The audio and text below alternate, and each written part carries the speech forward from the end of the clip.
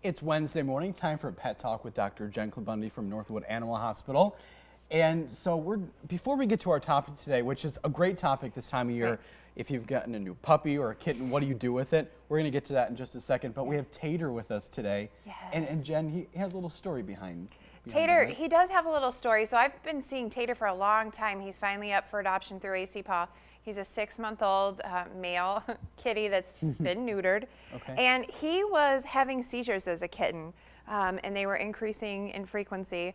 We found out that he actually has a little problem with his liver. It's not getting the blood supply that it should. Sure. It's called a liver shunt. Fairly common. And since we put him on a special food for his liver, he hasn't had a seizure since. So he is ready to go to his new home. The only caveat is he's going to have to be on this special food forever. Oh, I see, okay. But, in the grand scheme of things, it's not that big of a deal. He's a perfectly healthy cat, loves other cats, and is doing great.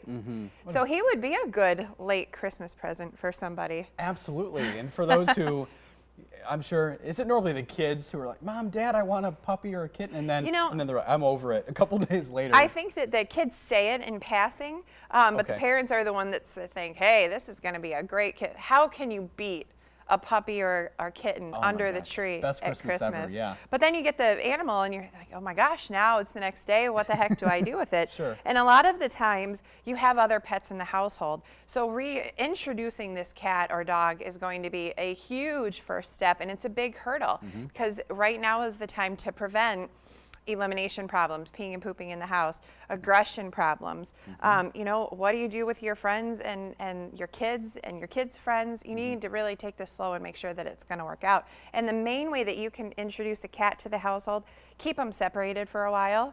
Put them in another part of the house, especially if you have another cat. So if you're bringing a cat into a cat household, a lot of urination problems can creep up and you just don't even want to deal with this. Sure. If you can avoid it. So do a slow, gradual introduction. Leave them in another room. Put blankets in with your new pet and your old pet.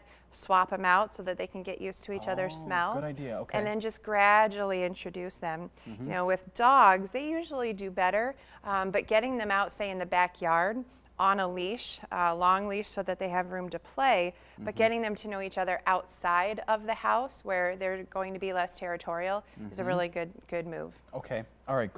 Great tips right there. I'm curious, so crate or no crate with these new animals? So if you get a puppy for Christmas, how do you control the house breaking, going to the bathroom? It's always a bathroom problem with these little guys. Yeah. And so crate training is always 100% yes, crate train them. They're going to learn to love it. They might love it already. It's like their little den where they can feel protected, they can feel secure. Normally, if the crate is the correct size, they're most likely not going to go to the bathroom in it, so it's great for potty training. Okay. Another little tip for crate training is put a blanket over it so that they can't see out. It makes them feel more secure, and that's going to help with potty training and anxiety as well.